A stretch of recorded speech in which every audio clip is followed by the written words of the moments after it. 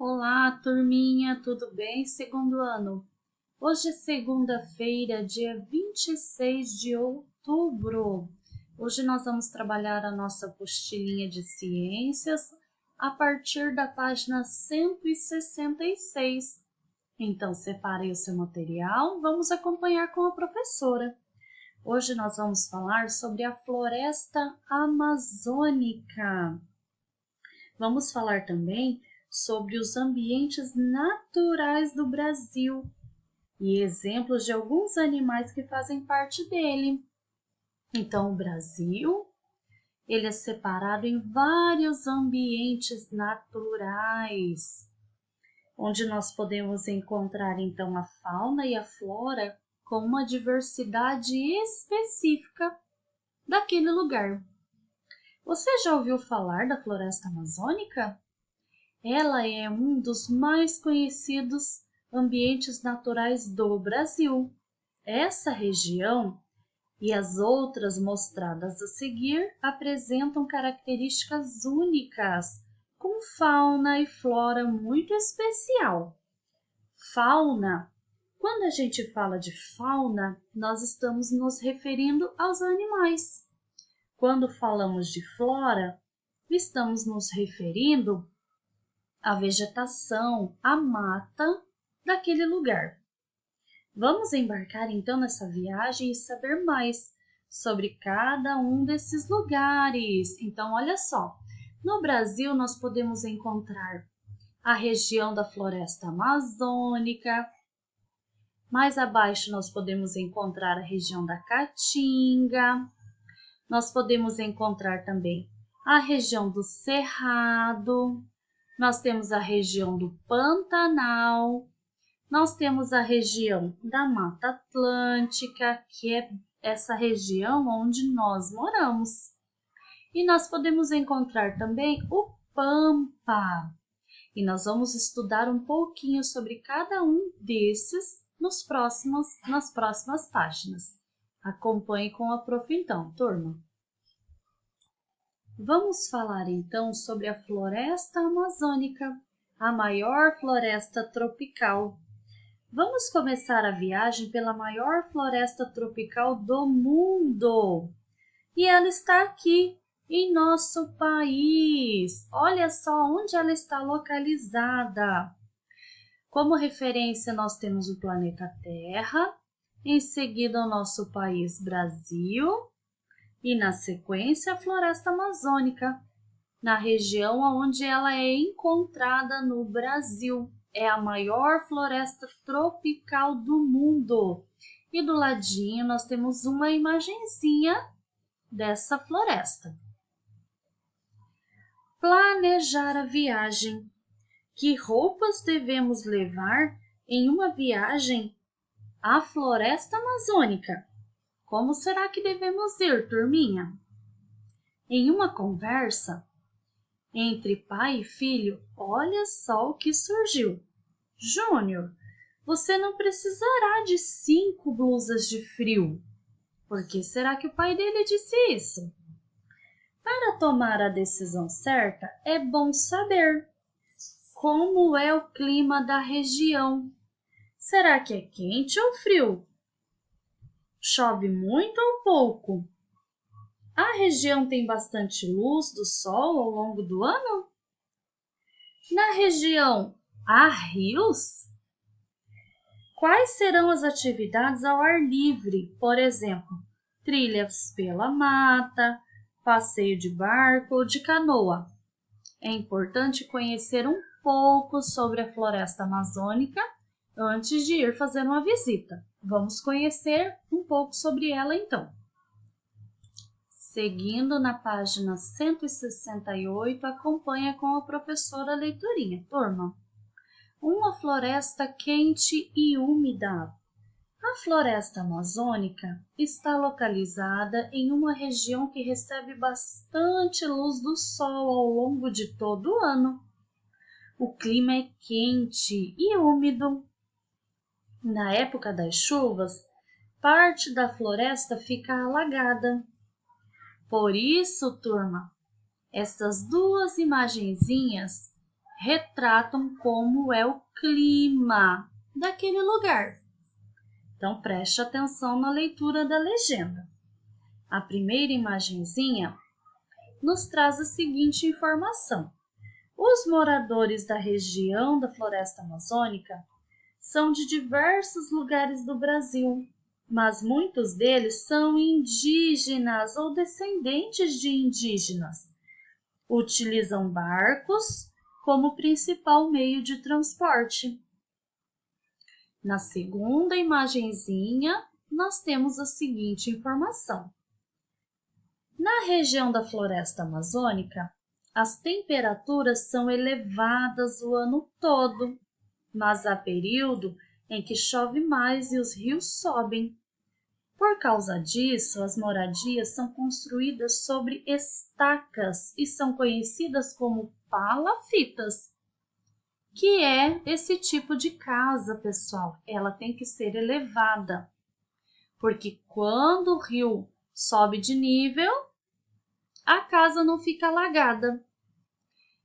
Relembrando, os principais moradores da floresta são índios ou descendentes de índio.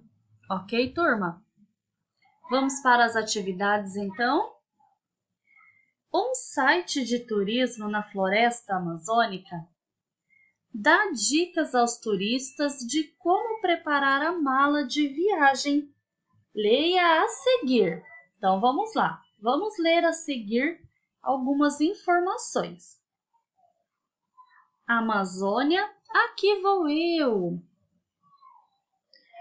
Como preparar sua mala de viagem? Olha o que é importante levar, turminha. Primeiro item, camisetas leves de cores claras, 2 calças que sequem rápido, tênis confortável ou botas, boné ou chapéu, capa de chuva, binóculos, óculos de sol, protetor solar, repelente, sacolas impermeáveis para proteger os equipamentos eletrônicos. Então, essas informações são importantes para quem quer fazer uma viagem para um lugar como a floresta amazônica.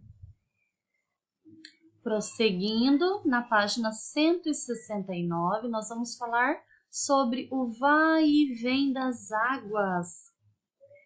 Vista de cima, a floresta amazônica parece um imenso tapete verde formado pela copa das árvores mais altas. É possível observar também que essa floresta é cortada por rios bem volumosos e extensos. O rio Amazonas é o principal rio dessa região. É esse rio grande aqui, ó, que corta a floresta. Na floresta amazônica, existem 2 tipos de ambientes bem diferentes. A floresta da terra firme e a floresta de várzea. A floresta de várzea, quando o rio enche, a mata fica alagada durante alguns meses, que é a ilustração e representação dessa primeira imagenzinha. Turma, a floresta de terra firme, localizada em terrenos mais altos, não costuma alagar, que está representada nessa segunda imagenzinha. Então, nós temos lá 2 tipos de solo, a terra firme e a terra várzea. Guarde essa informação, então. A terra firme não alaga e a terra várzea alaga quando o rio sobe de nível.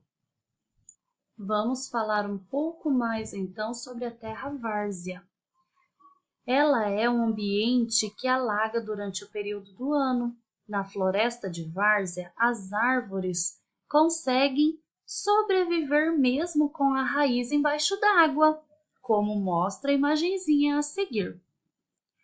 Quando o rio enche, alguns animais terrestres, como onça-pintada, sobrevivem nos galhos das árvores, alimentando-se de outros animais ou dos frutos e sementes. Na época de cheia dos rios, as árvores dão frutos e sementes, pois assim as sementes podem ser levadas pela água para nascerem em outros lugares. Olha que legal, turma! A natureza trabalhando em função dela mesma. Que bacana, não é, turminha? Quando a altura do rio diminui, quer dizer, quando a água baixa, a paisagem da várzea, que antes estava alagada, muda completamente. Esse é o momento em que as plantas voltam a crescer com mais força. Os animais aquáticos que estavam no interior da floresta retornam ao leito principal do rio e os terrestres, que estavam na copa das árvores ou haviam partido para outros lugares, começam a retornar para o chão da floresta. Esse também é o momento em que as sementes trazidas pelas águas iniciam a sua germinação. Então, nós temos duas imagenzinhas que mostram ali. A situação 1 mostra de fevereiro a julho, que são os períodos de cheia do rio. E na situação 2, nós temos de agosto a janeiro, que são os períodos de seca do rio. O rio baixa. Instituto de Desenvolvimento Sustentável Mamirauá. Esse instituto foi criado em 1999. É voltado ao desenvolvimento sustentável, a conservação da biodiversidade e a melhoria da qualidade de vida da população amazônica. Esse instituto, pessoal, faz um trabalho bem bacana naquela região. Quem quiser saber mais um pouquinho, pode acessar o site para descobrir os projetos e o trabalho deste instituto. Ok, turminha? Seguindo, vamos falar sobre a fauna e a flora das áreas alagadas. As plantas aquáticas conseguem se desenvolver e sobreviver dentro dos rios, lagos e lagoas. Existem aquelas que podem flutuar e outras que ficam submersas, quer dizer, por cima das águas. É o caso da Vitória régia, que está na imagenzinha. Nós temos outras plantas também. Nós temos a alface d'água, nós temos a samambaia d'água. Abaixo nós temos então, essas plantas servem de alimentos e abrigos para muitos seres aquáticos. A aninga faz parte da alimentação dos animais, que é essa plantinha. E logo do ladinho nós temos, ao mesmo tempo que o peixe-boi se alimenta de plantas aquáticas, as fezes dele servem de adubo para essas plantas. Então, ele é um animalzinho aquático, se alimenta dessas plantas. E ao mesmo tempo que ele faz o seu cocôzinho, serve de adubo para essas plantinhas. Que bacana, não é não, turminha? A floresta ajudando cada um no seu lugar, fazendo o seu papel. Finalizando lá na página 174, vamos para as atividades. Leia as informações e observe as imagens de alguns animais que vivem nos ambientes aquáticos da floresta amazônica.